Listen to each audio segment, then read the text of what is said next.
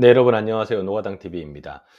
최근에 제가 이런저런 직무 캠프를 진행을 하면서 공기업 쪽으로 지원 준비를 하시는 분들을 많이 뵙습니다. 그래서 오늘은 공기업 기술직에 대한 부분, 많은 분들이 아직도 이제 NCS만 준비하면 합격한다라고 이제 생각하시는 분들도 계실 수가 있기 때문에 실제적으로 이 공기업 기술직에 대한 부분을 어떻게 준비해야 될지를 조금 같이 얘기를 나눠보도록 하겠습니다. 이제 기사 자격증이 있고 NCS도 열심히 하는데 떨어집니다라고 하시는 분들이 계시거든요. 왜 그럴까요? 일단은 기본적으로 우리가 사기업도 그렇지만은 공기업도 어느 정도의 스펙은 우리가 가지고 들어갑니다. 스펙 싸움도 공기업에서는 해당이 됩니다. 예를 들어서 뭐 기사도 2개 이상이 돼야 되고 우리가 토익 성적도 있어야 되고 뭐 당연히 한국사나 커말 같은 것들도 준비를 하셔야 되겠죠. 근데 반대국구로 얘기하면은 기사 자격증은 하나밖에 없는데 붙는 사람도 있습니다. 그러니까 모든 스펙이 다 만들어진다라고 해서 우리가 공기업을 무조건 뚫고 들어가지는 않습니다. 그러면 그 차이는 어디서 나오는 거냐?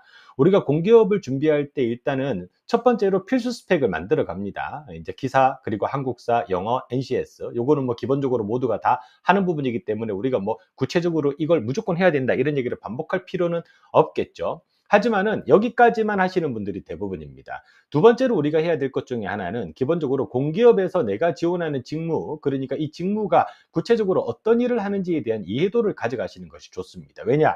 이게 건설사에서 하는 업무랑은 다르기 때문이죠. 우리가 건축, 토목, 기계, 전기 이렇게 구분이 되었을 때 우리가 직무에서 건축이다라고 하면은 건축법에 대한 부분도 당연히 우리가 알고 들어가야 되고요. 단순히 시공을 하는 것이 아니라 유지 관리와 관련된 부분, 토목 같은 경우도 우리가 일반 토목공사와는 다르게 공기업이 다루는 부분은 뭐 상하수도라든가 도로 관련된 유지 보수 업무 이런 것들을 많이 가져가죠. 코레일 같은 경우도 철도 관련된 인프라 시설을 관리하는 것이죠. 그렇다라고 하면은 그 안에서 이 토목이 구체적으로 어떤 역할을 하는지를 우리가 알아야 됩니다.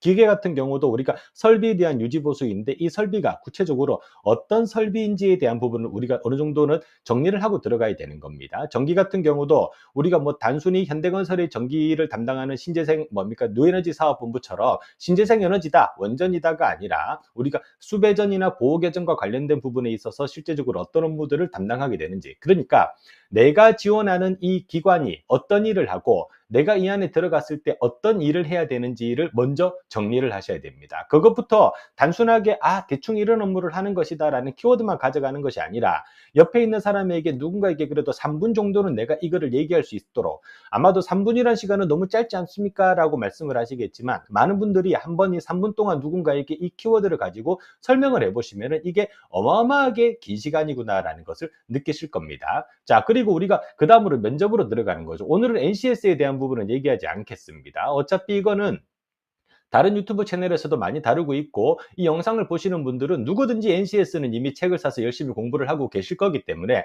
자, 그 다음 단계로 우리가 이제 면접에 대한 부분입니다. 우리가 면접을 갔을 때 많은 분들이 NCS를 시험을 보고 그 다음에 면접에 갔을 때에는 그 부분에 대한 준비를 거의 못하고 들어가시는 분들이 많습니다. 이게 사기업 같은 경우는 PT 면접, 인성 면접, 실무 면접, 영어 면접으로 다 구분이 되기 때문에 면접 준비를 철저하게 하고 들어가거든요. 근데 공기업에 지원하시는 분들 입장에서는 이게 면접까지 갔을 때는 이미 본인이 어느 정도 다 왔다라고 생각을 하십니다. 그렇기 때문에 면접 준비에 그다지 많은 시간을 쓰시지 않는 것이 하나의 뭐랄까 트렌드다라고 보여지고요. 우리가 공기업에서는 질문이 구체적으로 처음에 나오진 않습니다. 예를 들어 가지고 왜 요즘에 안전이 중요하다라고 생각해요? 라고 이제 질문을 했을 때 내가 거기에 어떤 답변을 하느냐에 따라서 그 질문에 꼬리 물고 꼬리 무는 질문들이 계속 나옵니다. 그러니까 왜요? 왜요? 라고 하는 질문들이 계속 이어지는 거죠.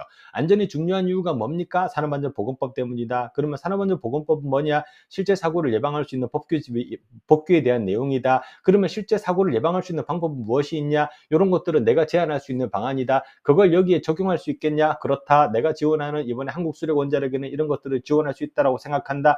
이런 식으로 티키타카와 관련된 내용들이 먼저 이루어져야 된다라는 겁니다. 그렇다라고 하면 면접에서는 단순하게 뭡니까? 하나의 그냥 덩어리만 들고 들어가는 것이 아니라 이것을 전부 다 뭡니까? 수제비 뜯듯이 다 뜯었을 때 그것들에 대한 답변까지도 내가 할 수 있을 정도로는 준비를 해가야 된다라는 겁니다. 자, 그리고 내가 지원하는 기관에 대한 분석도 확실하게 이루어져야 되겠죠. 한국전력, 그리고 LH, 뭐 도로공사, 철도공사, 수자원공사, 한국수력원자력 모두 다 담당하고 있는 기관들이나 그리고 시설이나 인프라가 다 다릅니다. 그렇다라고 하면 면접에서도 실질적으로 어떤 것들에 대한 것들을 물어볼 때 자기들이 하고 있는 업무에 대한 것들을 물어볼 가능성이 큽니다. 그러면 그 부분에 대한 것도 준비를 해 가셔야 됩니다. 실제 이거를 면접을 보시는 분들께서 하시는 말씀이 이겁니다. 면접을 보면서 느꼈던 게 학생들이 어떤 뭡니까? 지식에 대한 거는 공부를 많이 해옵니다. 근데 그 안에서 자기 생각을 얘기를 못 한다라는 겁니다. 우리가 마치 기사 시험에서 실기 시험을 보는 것처럼 그런 식으로만 답변을 하지, 거기에서 제가 여기에서 말씀드리고 싶은 부분은 이것입니다 라는 식으로 우리가 얘기하지 못한다라는 거. 그러면은 대부분의 면접에 대한 답변을 준비하실 때에도 본인이 실제 어떤 의견을 가지고 이 부분을 얘기할지에 대한 것들도 좀 준비를 해 가셔야 된다라는 말씀을 드리겠습니다. 많은 면접이 공기업에서 나오는 가장 공통적인 질문 중에 하나가 그겁니다. 왜 우리 기관에서 일하고 싶냐라는 겁니다. 왜 수자원공사냐? 왜 도로공사냐? 왜 한국수력원자력이냐? 여기에서 뭐 단순히 뭡니까? 뭐 국민들의 편의를 위해서 뭡니까? 뭐 국민의 어떤 뭡니까? 경제 발전을 뭡니까? 내가 도움을 주기 위해서 이런 식으로만 얘기하면은 면접은 망하는 겁니다. 그들이 듣고 싶은 것은 내 앞에 앉아 있는 그 면접관 선배들이 정말 10년, 20년 동안 고생해서 쌓아왔던 그 실적이나 업적, 그리고 그 안에서 내가 뭘 배울 수 있다라는 것을 구체적으로 우리가 언급을 해줘야 된다라는 말씀을 드리겠습니다.